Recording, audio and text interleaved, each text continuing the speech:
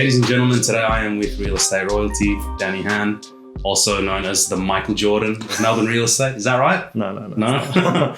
All right. So how are you feeling, man? You okay? Yeah, good. Yeah. So I want to start from the beginning. Okay. Yeah. So I've known you for about a year, and you strike me as the kind of person who continually tries to do more. Like I realize that, like even when it just comes to having business ideas or just ideas in general, have you always been like that since you were a kid, or? Not always. I guess sometimes you've been doing the same thing over and over again, and you sort of think, hey, is there another way to do it, and is there a better way to do it? So then I always try to think of new business, new strategies, and just sort of trying to make another way of doing it, but in a better way, I guess. Yeah, because I know you own multiple businesses. Like, have you always been like a businessman at heart since you were a boy, or was there like, what's the motivation behind it? Is it the money? Oh, yeah, it's always the money. Yeah, it's always the money. Yeah. I guess money plays a big part, but then also there is definitely the passion and, the strive to sort of try and make it and in your own particular way, I guess. You know what's funny? Like 80% of the people who are on my podcast never went to uni, or they never finished uni. All right. Yeah. Are you one of them? Yeah. Uni wasn't, or school actually wasn't my thing. So you didn't finish high school, did you? Well, I wouldn't really call a 35 for a VC is finishing high school. Oh, so, wow. Yeah. That was your ATAR score? Yeah, it was like, it was probably one of the lowest in the school at the time. So 35, and for an Asian too. Yeah. And what was your parents like when they? Oh, they were fucking pissed. Yeah, they were pretty pissed, but it is what it is, It's So you never decided to go to uni or anything. You never considered that. No, I just thought it was a waste of time. Yeah. I always I heard it from somewhere, like university is good for developing good workers, but it's not a place for developing entrepreneurs. No, well, I wouldn't know because I never went to uni. But I struggled to learn in high school. Reading the textbooks and writing what are they called? The bloody what's that thing you write in English class? Those fucking journal things. Yeah, like articles and shit. I wasn't really into writing those things. I wasn't good at maths. I wasn't good at other than sort of drawing and art and graphics design. I failed pretty much everything. Yeah. Interesting. Yeah. Yeah. And another thing I wanted to mention, like me, for example, right? Yeah. I grew up, in a very business-centric household. Like my parents were very, they really believed that, having a business and running your own business is the only way. So me and all my siblings now, like we're all business owners. And I understand it's easy for us to do that because we've been conditioned in that way. And my question is, was it the same for you? Did your parents have like a business background? I grew up, mum and dad came in the 80s. They obviously started with they didn't really have much when they started. So they sort of started from nothing, gradually worked up and then started their own business. So I guess I sort of grew up from a commercial family where mum and dad own their own business. And it just sort of flows into to become a business owner. But even before, as a business owner, I worked for, in real estate for 7 or 8 years before I sort of opened up Vic Prop. Yeah. But, everything just sort of, it was just a timing thing. It was never to say, I was going to do it 8 years and then open up an office or do it for 10 years and open up an office. So it just, it just felt like the time was right around when I was 26 and yeah. And now look back, it's what, eight years later. Yeah. So you opened VICPROP when you were 26? Yeah, in 2013, November. Sure. With my business partner, David Lee at the time. So, And then what about when you finished high school? You're getting a 38 for your ATAR, your parents are pissed off at you, and I guess you can't go to uni with that score. So what were you thinking at the time? Anyone that sort of, when you turn 18, you first go get a job, right? Yeah. But I guess for me, I was working since I was 13. So I was at working at 7-Eleven when I was 13, riding my BMX to, 7-Eleven at 6 a.m. in the morning. I used to help out taking the milk off the truck, put it in the fridge, and that was what, $8 an hour. Yeah, so I did that. Worked at Telechoice when I was probably 15, just as a sales clerk and giving out brochures and like handouts. a part-time job. Yeah, like part-time school. job. So I've always Yeah. had part-time jobs since I was 13. Yeah. To have that pocket money when you're in high Yeah. school. And then, after high school finished, I sort of just, did the odd jobs as a waiter, as a bartender, worked at a place where you just do phone call surveys. You just say, hey, this is Danny from Ray Morgan Research, and Yeah. did all that old stuff. And then by chance, I was at a club, and then, sort of spoke to a mate who was in real estate and sort of got into it from there. Yeah. So someone kind of pushed you into doing real estate. No, he had a really nice car. Back in the days, and I was just thinking, I was like, oh, are you a fucking drug dealer, or did you fucking rob a bank? Because we were both, 18, 19 years old, and at the time he was driving an Evo. When you're driving an Evo in 2005, it's like the fucking Lamborghini in today's time, right? So I sort of caught up with my mate and I said, hey, how did you do it? How did you buy this car, this and that? And he says, I'm in real estate. I'm working for this agency and it's good money.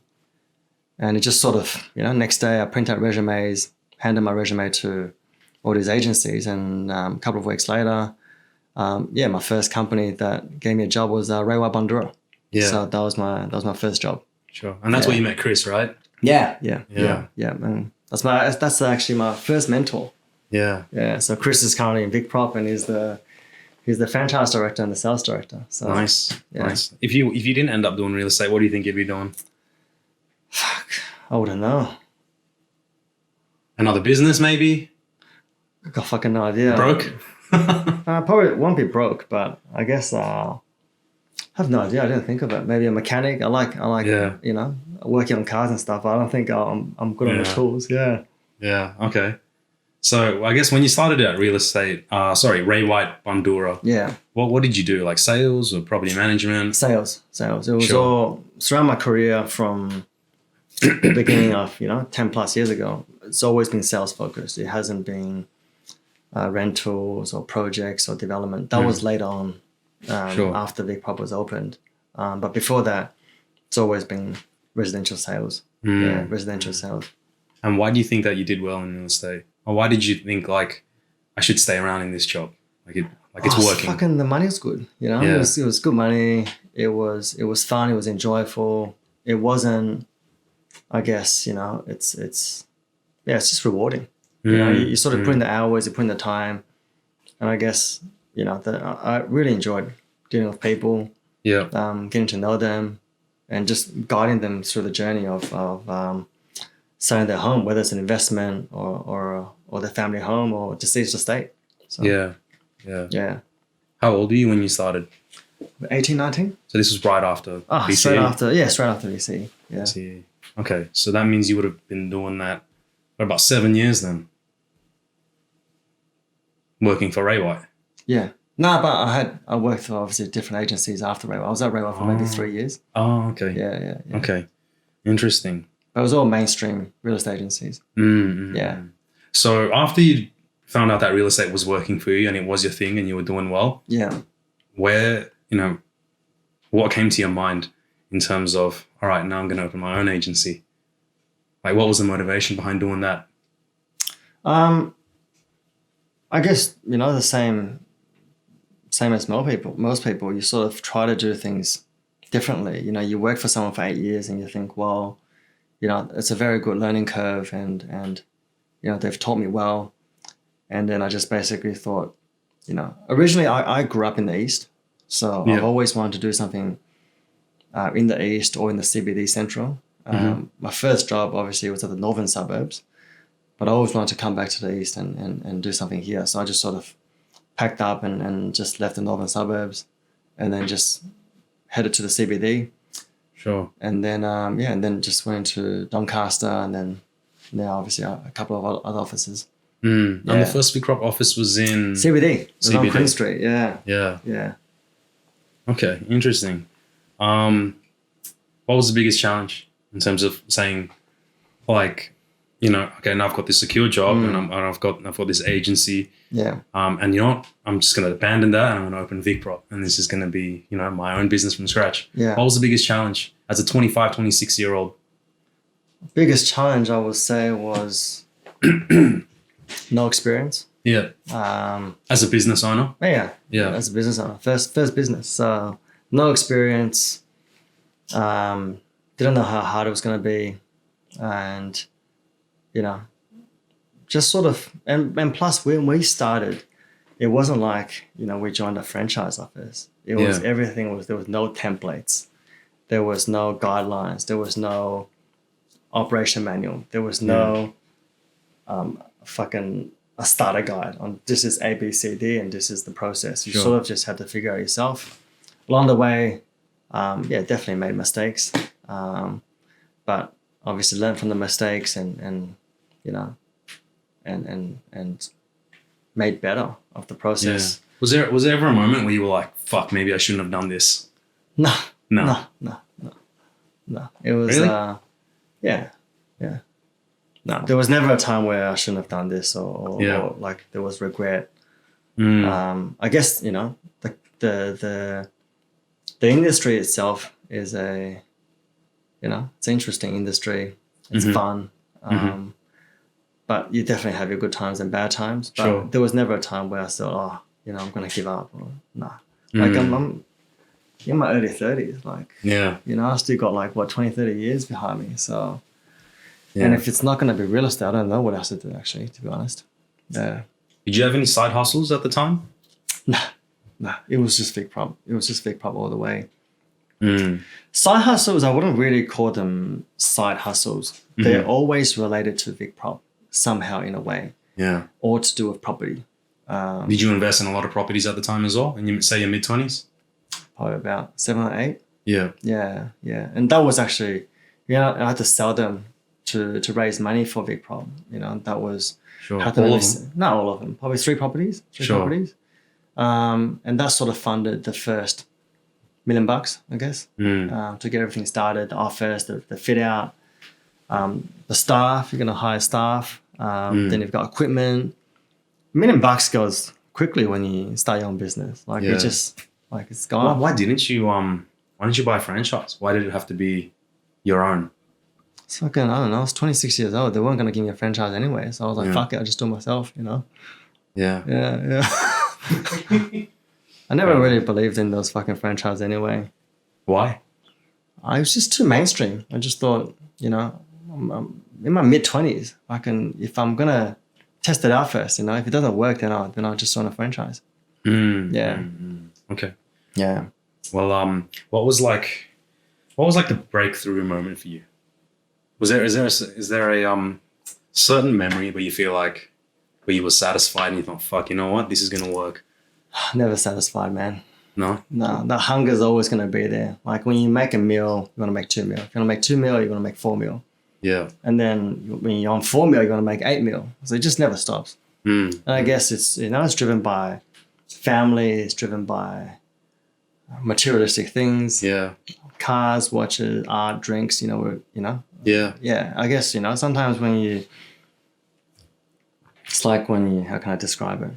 The cars are probably the easiest to describe it. You know, when you get your GDR, then you want to get your Maserati, then you want to get your Ferrari, then you want to get your Lambo, and then you sort of think somewhere along the lines like, oh, why don't I just own all of them at the same time? And then obviously, you know, just then you got to make more money. Yeah. So it never ends. It's never. There's no such thing as I guess enough, especially for people in the real estate industry, I guess. Yeah. Sure.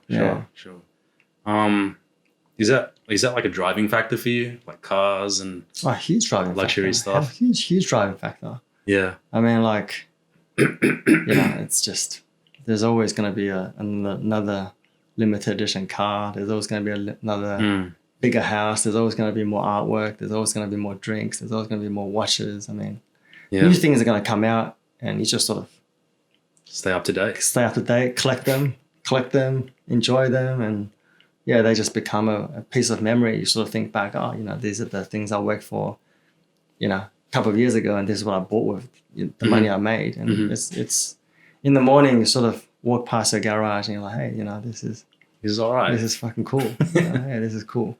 Yeah. Okay, cool, man. If there's something that you could do differently, I mean, if you could go back in time and give your younger self some advice, what would it be? Fucking buy Bitcoins. Buy Bitcoin? Yeah, I should have parked like I don't know, a few thousand Bitcoins. Everyone would have done that, man. If they could go back in time, I would have put money in GameStop. Yeah. That's crazy. How much was Bitcoin back in the day, Marcus? Do you know? I think you would. Someone exchanged like a few hundred coins for a pizza, wasn't it? Yeah. I heard that story. It went from nothing, but like even like 4 or 5 years ago, it was only less than $1,000. Yeah. 4 or 5 years ago. Surely, yeah. No. Oh yes. Yeah. You're right. Okay. Yeah, you're right. But what about in terms of real estate? Oh, real estate is a thing that, people always ask me. They're like, where would you buy now? Where would you buy in the future? Oh, I should have bought this. I should have bought that. I guess if you bought somewhere 10 years ago, it'd probably be half the price, right? Yeah. If you bought something now, in 10 years' time, you'll probably be double the price. So I guess there's not really, real estate always jumps prices. So there's not really the best time to buy. It's always going to grow. It's proven itself in, the history of property. It's very consistent. So for people like myself, we're in real estate, so we're always going to promote people to buy real estate. Yeah. Obviously. So, Yeah, of course. Yeah. When you were 26 and you're starting VicProp, you were probably, as a young guy, you're probably thinking it's going to look like this. It's going to be sick. I'm going to be fucking loaded, And then, 8 years down the course, is that vision similar to what you're living today? Yeah. Pretty similar. Pretty much. Pretty similar. I like to sort of, want to have a few more offices, but I guess it's on the pipeline. So, yeah. Interesting. Okay. What do you find, what's the main difference between agents who succeed and agents who fail? Fuck, this is a spiky question. Because the thing is, right, a lot of people, they're like you. They go, fuck, man, it's a cool car. I want to do real estate. And they do real estate and they don't last longer than a month. And they go, fuck, it didn't really work out. I guess that's just in every industry, It doesn't matter if it's real estate, doesn't matter if it's stockbrokers, doesn't matter if it's car salespeople. I've probably had countless of colleagues that, went into this industry thinking that it was going to be an easy ride, and they're in it for maybe 3 months, 6 months, a year, and then they're like, this doesn't suit me, or there's probably another way of making it faster, or you get some people that's very, very talented in this industry. They're just gifted with charisma skills, and people like them, and they do very well the first year, and then they just, I don't know, they get cocky and they sort of don't endure when the times do get hard. And then they just said, this industry is not for me. Even if they stayed in it for longer, they would have done very well, But I guess this industry, it's like a marathon. You got to be in it for a long term to make proper money. It's like it's an endurance race. It's not a sprint. You got to be in it for a long term, so people know you, people are comfortable with you, and you become the household name. Sure. Yeah. How is the staff turnover at VicProp? Not bad. I guess you're always going to have people come and go, but I guess probably maybe somewhere between 2 to 5% per year. 2 to 5% per year. I'm not sure what the standard industry is, but for us, it's about 2 to 5%. If we're basing it on 50 people, 60 people. So, yeah. Okay, sure. And I guess another challenge in real estate as well is I feel like a lot of agents are not, I wouldn't say not loyal, but it's easy for them to bring their skills and their talents to jump over to, another agency that's offering them better. What do you do to kind of keep, That's the thrill. The value. That's the competition. That's how we sort of sharpen our tools and become better. You know, if someone went to another agency, I always sort of look at, you know, what am I providing that they have that I don't? You know, and I always trying to sort of either do it, make it better, and learn from it, I guess. I guess an agent's journey of changing offices before they become a partner or a director is on average between maybe 2 agencies, 3 agencies before they can become a director. So it's pretty normal. Like I had a change of three agencies before I opened up my business. So if they were to change 2 or 3 times before, a journey of maybe 8-10 years is normal. But if you're changing every year, then it's not really the business. I guess it's the agents. Yeah. Okay. Yeah. All right. Interesting, man.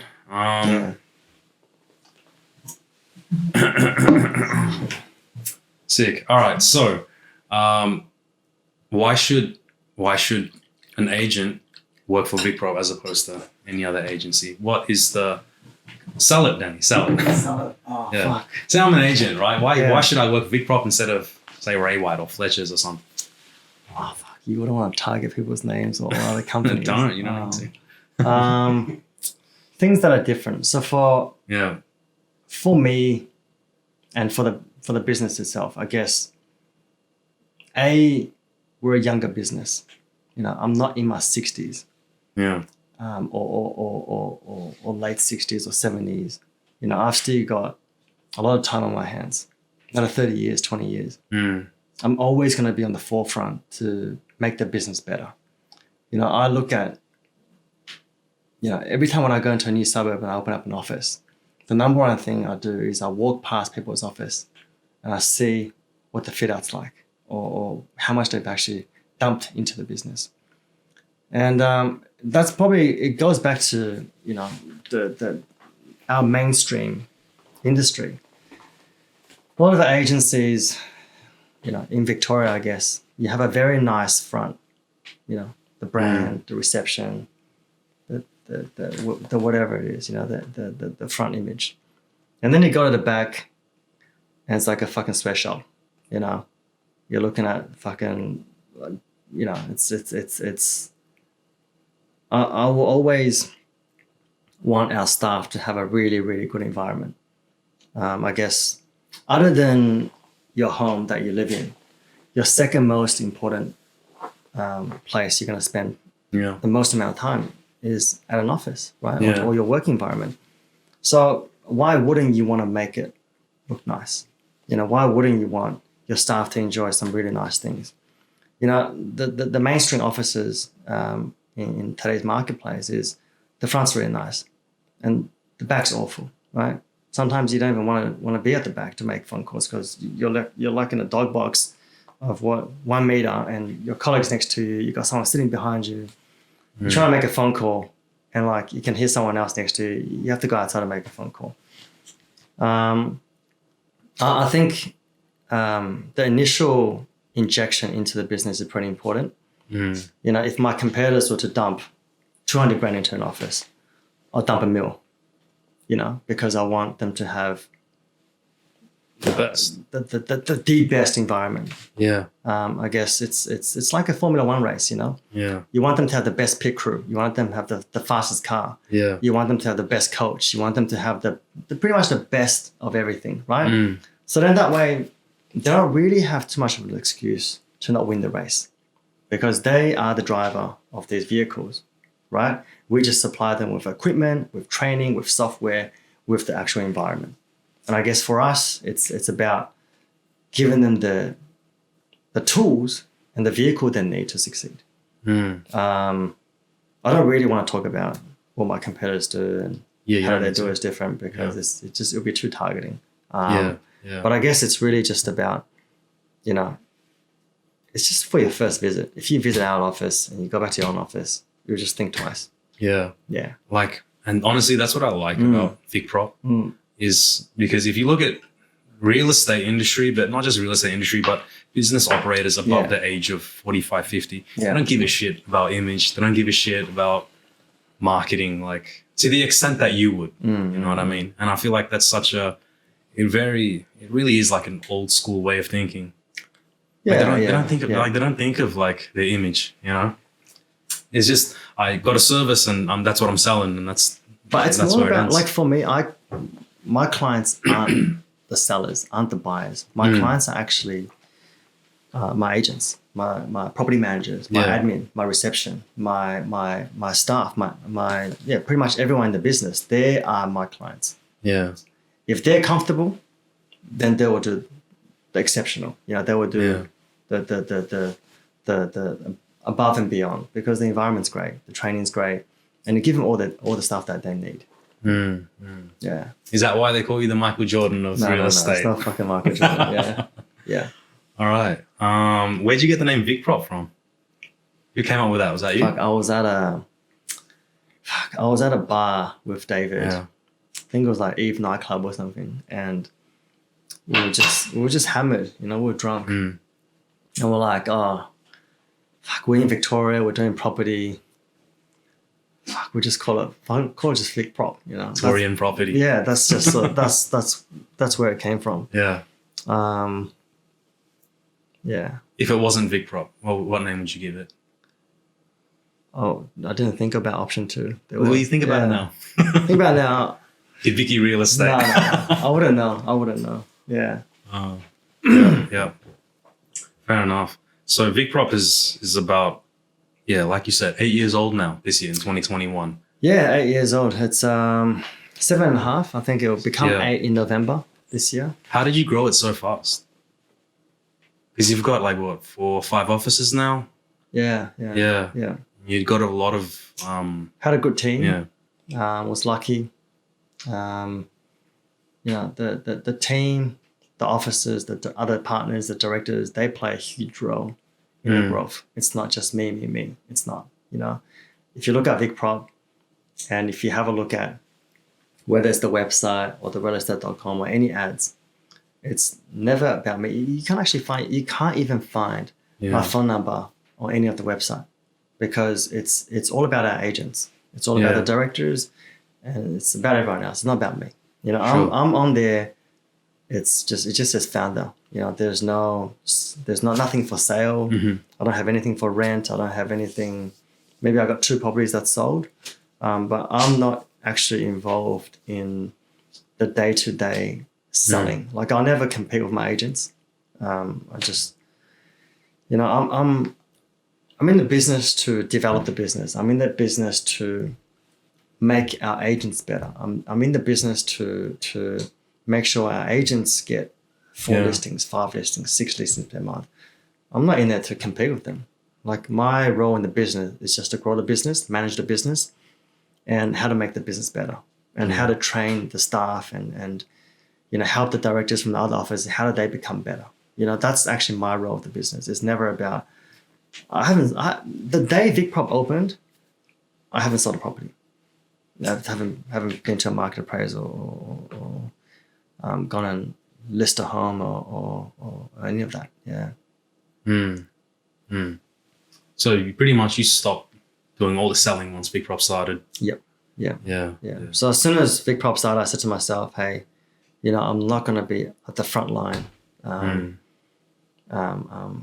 know, I'm not going to be in the front line of listing, sales, open for inspection. I'm not going to do all of that. I'm going to be on the back end, sort of giving them the support. Sure. So there was never a moment you had to, you know what I got to do is I got to carry the weight of the business. No.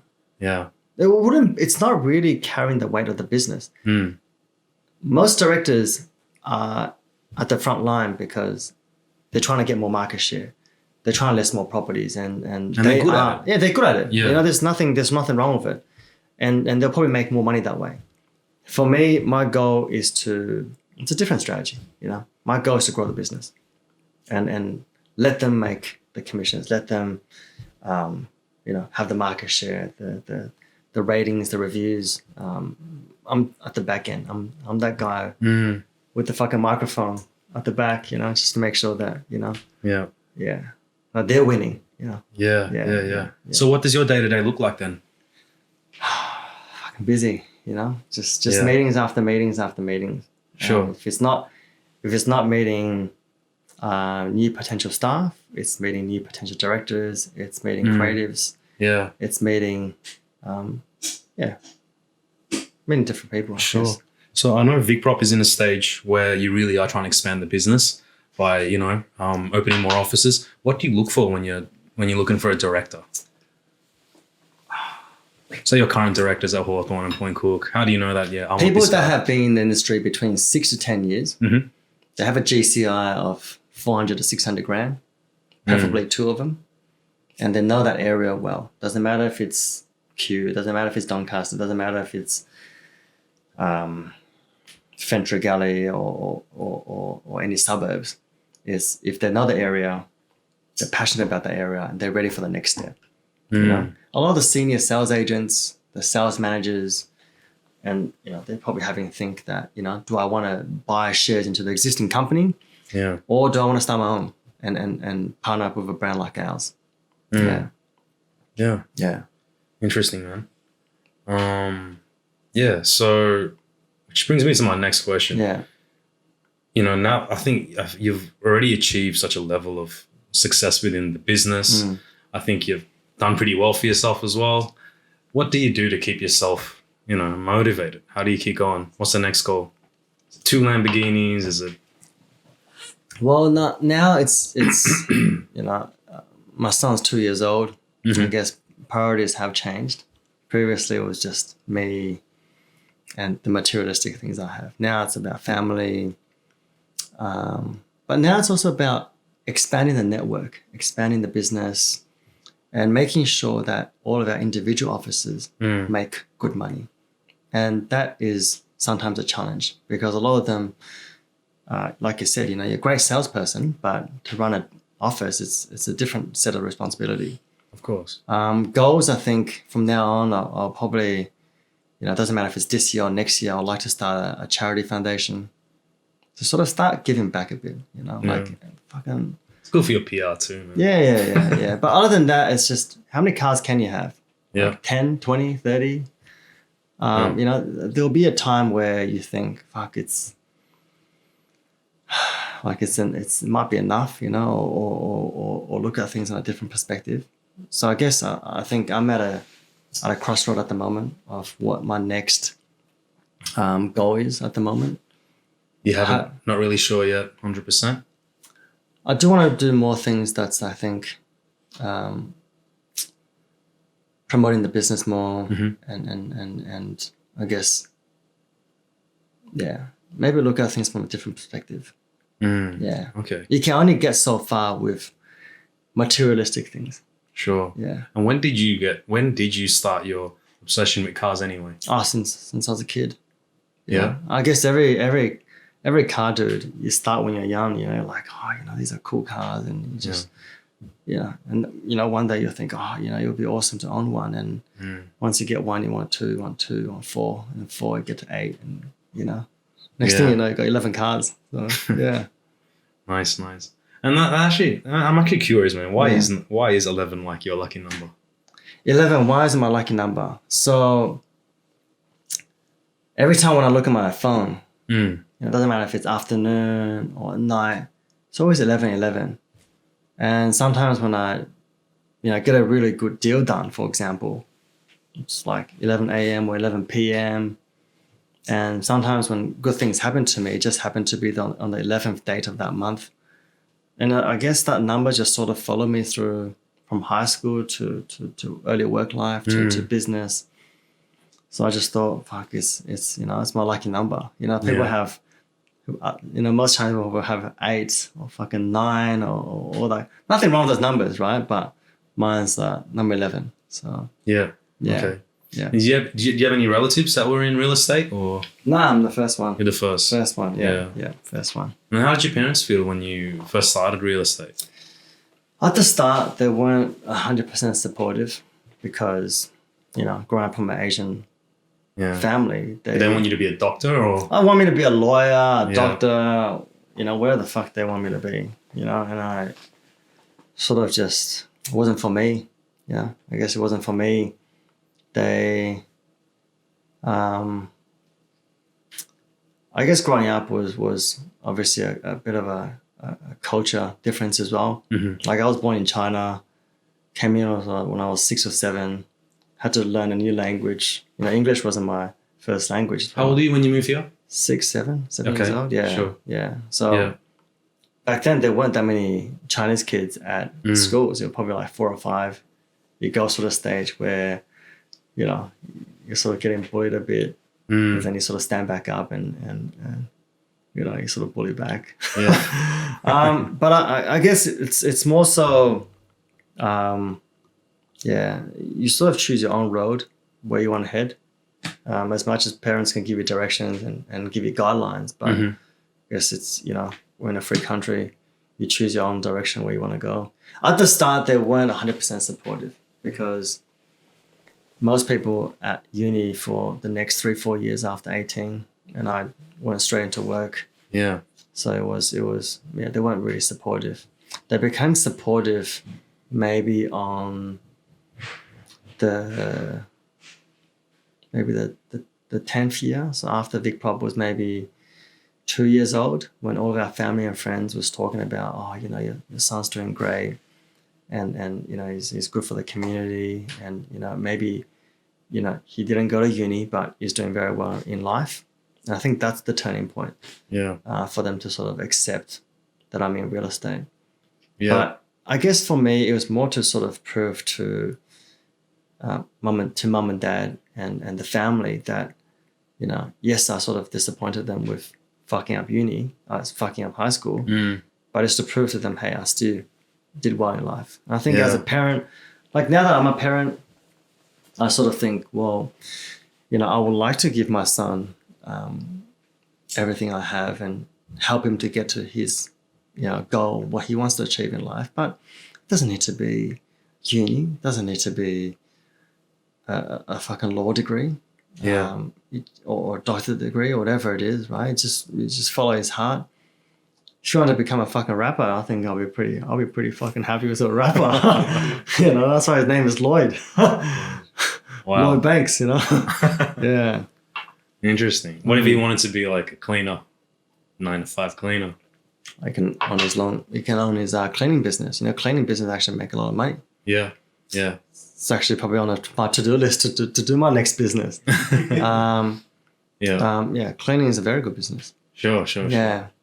Yeah. And so when I know, because I know you own multiple businesses, what type of industries or what's like your indicator to go for, maybe I should do this. Maybe I should do a cleaning business. I should stay away from hospitality. Like, what's the thought process? The thought process was, how can I make it to help VicProp?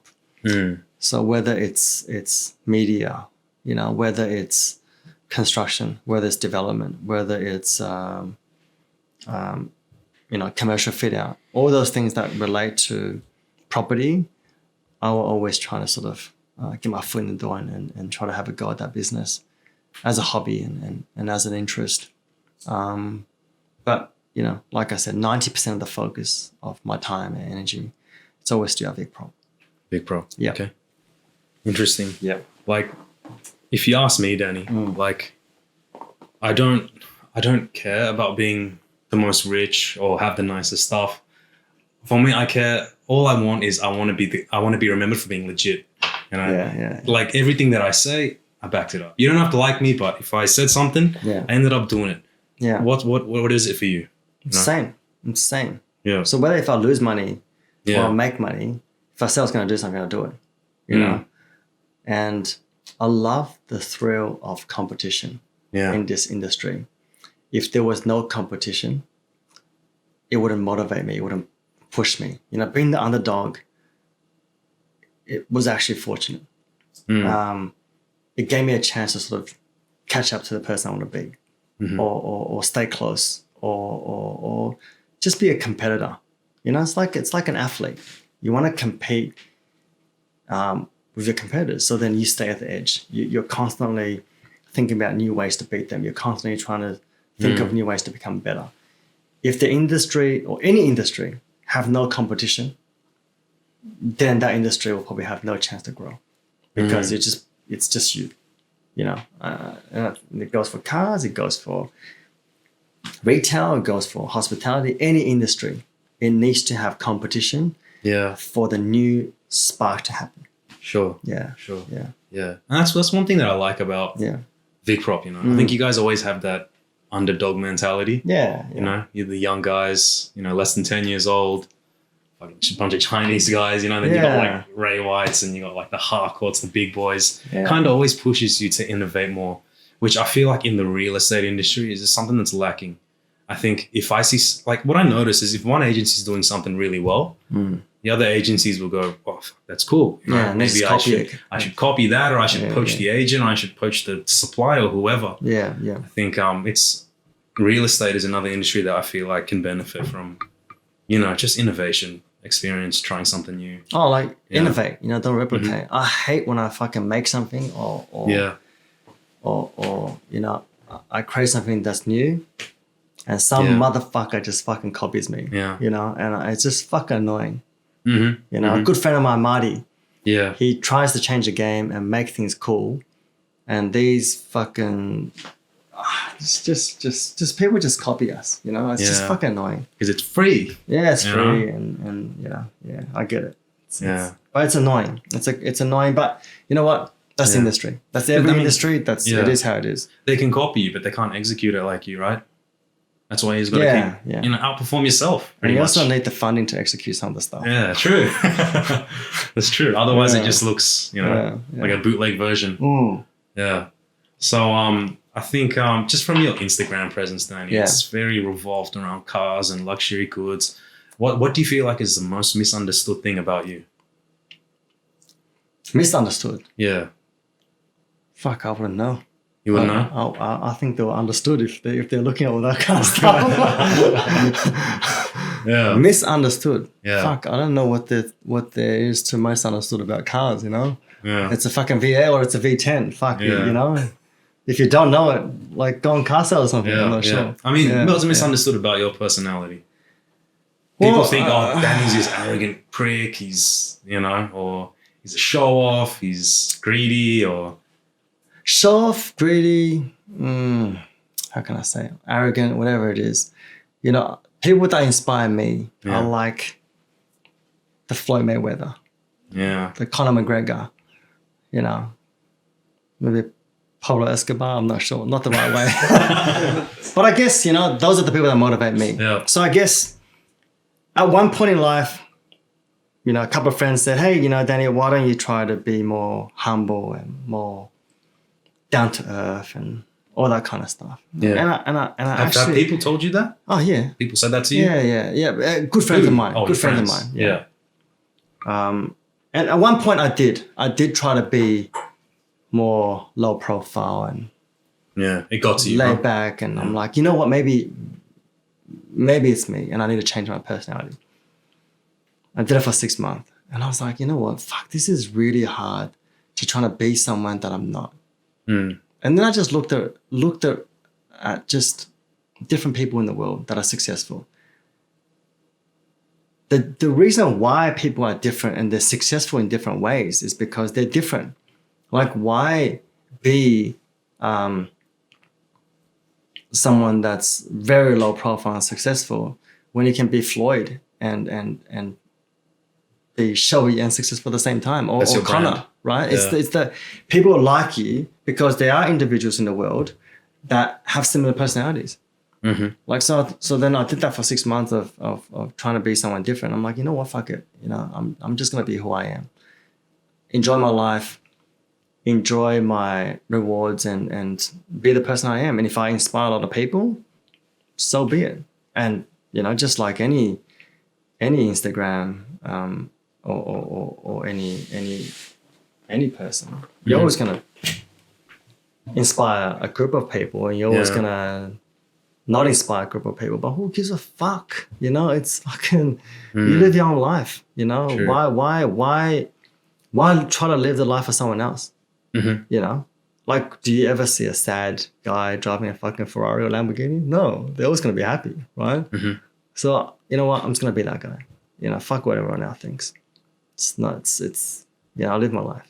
Yeah. Sure. Your parents never made any comment? They did, but then you know what? They gave up. They're like, you know, you're good at what you're doing at the moment and you're successful at what you're doing because people enjoy that kind of humor and people like that kind of personality. Mm-hmm. it's different people in the world, different personalities in the world, and people live their life differently. Sure. There is no, I guess, single way of living your life. Sure. Yeah. So what's the plan for 2021? Are we gonna, what are you doing now, but on steroids, or? Wouldn't be on steroids. Like, I think during COVID, Yeah. we opened Vic Prop Hawthorne, we opened Vic Prop Williams Landing, and we opened up Vic Prop Point Cook. This year, we would like to open up another 3 office. Mm-hmm. There's a few deals at the moment that are currently happening. I'm not going to say where, Yep. but it's, I would like to sort of consistently open up 3-4 offices per year. Sure. Yeah. Well, That's the goal, at least. where does it end for you? You gonna pass it on to Lloyd? You gonna? Nah, I don't think You're gonna sell it? I don't think I'm gonna pass it to the next generation, unless they really like it. Mm-hmm. A lot of businesses, when they do pass on to the next generation, the next generation probably might not like it. They might want to do something that they like. It's not always real estate for fucking 5 or 6 generations. For me, VicProp was built on a corporation level. It's never named after my surname. It's never named after my first name. The reason why it's called VicProp is so you can relate to it. Jack can relate to it. Chris can relate to it. Tony can relate to it. Anyone that can relate to it. It's a corporate business name. Sure. I don't believe in using my name as a real estate company name, because it's about that individual that want to do well and that want to own that business. Sure. Yeah. What do you want to be remembered for? What do I want to be remembered for? What's your legacy, man? The rich guy, the fucking nice guy, the teddy bear, the... No. I actually wouldn't know the question. I'm still in the process of figuring that out. Like I'm not like fucking 33. Fucking legacy, fuck, a bit too early. I'm still in the process of making that happen. Sure. So I wouldn't know. Do you have people that inspire you? Heaps of people. People in the industry, people that are celebrities, people that are very well in business. Heaps of people inspire me. But it's sometimes it could even be a fictional character. That's not real. Star Wars, huh? Oh fucking yeah! You're into Star that. Wars. I'm a big Star Wars guy. So Darth Vader. Yeah. I'm more of a Darth Vader dude. Yeah, I can tell, man. Yeah, I'm more of a fucking Darth Vader. The Empire dude. I'm not the rebellion. Yeah, fuck the rebellion. They all got shit equipment, these guys. Yeah. Well, you always refer to Vic Prop as the dark side, I'm definitely, if there was a light scheme and dark scheme, I'll pick a dark scheme. I like dark scheme things. All my cards are black, so. Yeah. Cool, yeah. I mean, black is simple, man. It's simple. It's clean. Yeah. So, I think you got the G63 next. What's next? Yeah, it's coming in March. What's after that? What's after that? Fuck. Not thinking about it? What's after that? I can't afford at the moment. So I'll let you know when I do buy it. It costs probably $1.5 million, $2 million. I can't afford at the moment. Sick. Maybe in 2 years' time, 3 years' time. All right, awesome, man. Yeah. Well, you know what? I think it's almost an hour. Yeah. I think let's try to wrap this up. Yeah. What advice do you have for, someone in their mid-20s thinking like, what the fuck am I doing with my life? Yeah. What's your advice to them? Advice for them when they're in 20s? Fuck. Fucking asking the wrong dude, man. I just fucking figured it out like 6-7 years ago. Bitcoin? Too late? Nah, I guess... I'm not sure. I fucking passed that question to someone else, It's not really my question. Yeah, it's not really my question. I got fucking no idea. Unless they're in real estate. I tell them to come and join me, Yeah. Otherwise, I wouldn't. I don't think I'm the best do whatever person the hell you want to do. Enjoy whatever you're doing. Yeah. I'm not the person to give advice when you're in your early 20s or mid 20s. Sure. Yeah. All right, cool, man. Yeah. Well, look, thanks again for doing this. No, Thanks for having us here. All good. How you feeling, man? Feeling good, man. I don't know how I'm gonna fucking drive home. I had 2-3 drinks. So. Shit. All right, man. Last question, bro. Tomorrow's my birthday. Can I take one of the cars just for a day? Is it tomorrow your birthday? Tomorrow, yeah, man. Like another fucking hour and a bit. Is it really? Yeah, let me take the Bentley, bro. The Bentley you can drive it, not the Lamborghini. Yeah, because the Lamborghini, you have it's a what's that insurance called? You're the designated driver. Oh, So if you're okay. past 30, Yeah. then you sort of it's a designated driver thing. All right. Awesome, man. Is it really a birthday? Yeah, tomorrow. What we're turning what? Fucking 62? 61, bro. 61. 69, man. Yeah. Nah, bro. Yes, Happy guys. birthday, happy birthday. Yeah, man. thank Happy you, birthday, man. happy Thank birthday. you.